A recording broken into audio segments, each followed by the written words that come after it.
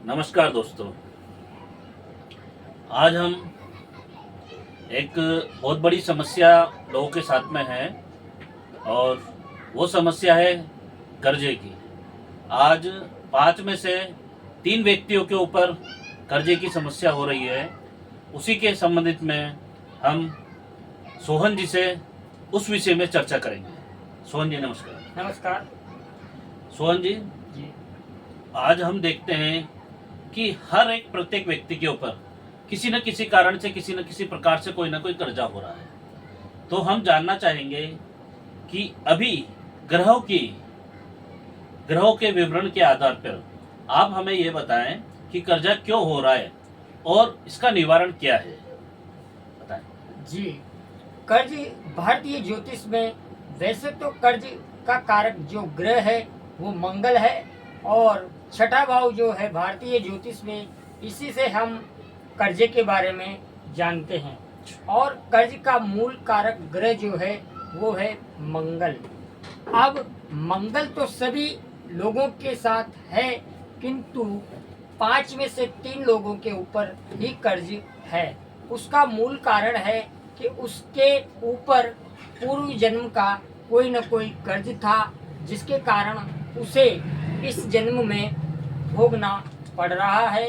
और भारतीय ज्योतिष में मंगल को कर्ज का कारक बताया गया है।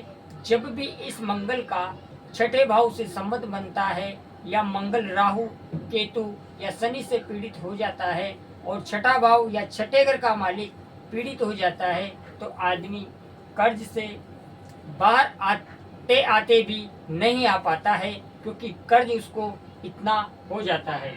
मूल रूप से कर्ज में फंसने का योगदान जो है वो मंगल का है। वैसे छठे घर में बैठा मंगल कारक होता है, किंतु अगर इसकी पोजीशन खराब हो जाए तो मंगल आदमी को कर्ज में बहुत ज़्यादा डुबो सकता है। अब इसको कर्ज से बाहर आने का जो उपाय है वो आपको मैं सरल और सटीक बताऊं। उससे पूर्व एक बात आपको बता दूं कि कर्ज जब भी आपको चुकाना हो तो मंगलवार के दिन ही चुकाएं, और मंगलवार के दिन कर्ज आप भूल करके भी नहीं लें। सबसे पहली सावधानी यह है। और जितना हो सके आप जिससे आपने कर्ज लिया है वो आपको किसी भी कंडीशन में चुकाना अनिवार्य है, अन्यथा आपको अगले जन्म में उसका डबल कर्ज चुकाना पड़ सकता है। यह तो हुई बात सावधानियों की। अब मैं आपको उपाय बताता हूँ। आप प्रत्येक मंगलवार ऋण मोचन स्तोत्र का पाठ करें।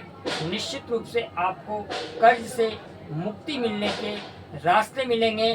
और गाय को गुड़ आप हर मंगलवार खिलाएं। इसी के साथ साथ पान के पत्ते पर श्री राम लिखकर हनुमान जी को माला धारण कराएं। इससे भी आपको कर्ज मुक्त होने के रास्ते मिलेंगे। इसी के साथ साथ आप मसूर की दाल भगवान शंकर के मस्तक पर चढ़ाएं और मन ही मन आप इस मंत्र का जप करें, ओम ऋण मुक्तेश्वराय नमः।